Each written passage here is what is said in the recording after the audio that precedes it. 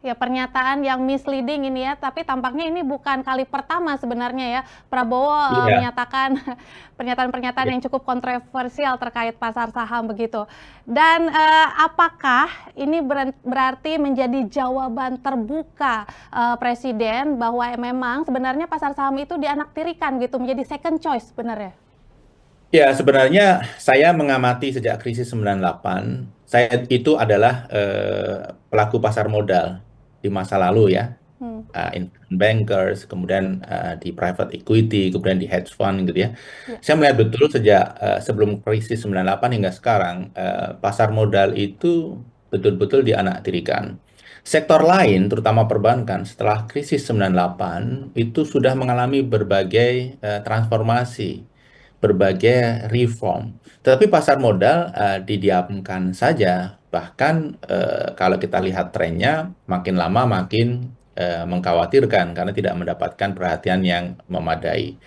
Saya juga melihat apa yang disampaikan oleh Pak Prabowo, barangkali ya ini dugaan, menggambarkan Pak Prabowo memang tidak betul-betul paham tentang pasar modal. Hmm. Walaupun beliau pernah menjadi pengusaha, tapi saya duga ya, ini sifatnya dugaan, beliau tidak pernah berinteraksi langsung dengan pasar modal.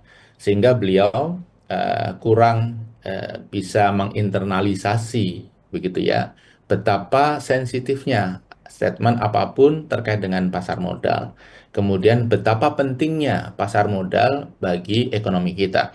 Tentang ketahanan pangan, saya setuju bahwa ketahanan pangan adalah yang terpenting, titik. Tetapi kalimat selanjutnya itu yang kurang fair bagi teman-teman yang bergerak di bidang pasar modal. Ketika pasar modal itu mengalami penurunan indeks secara mendadak seperti yang terjadi baru lalu, ini juga mengurangi secara drastis confident investor terhadap Indonesia. Dampaknya bisa lari ke masalah fiskal karena surat hutang kita sulit dipasarkan. Ya. Dampaknya rupiah bisa melemah. Nah, dalam konteks pangan, sebenarnya kita ini kan net importir pangan yang besar sekali.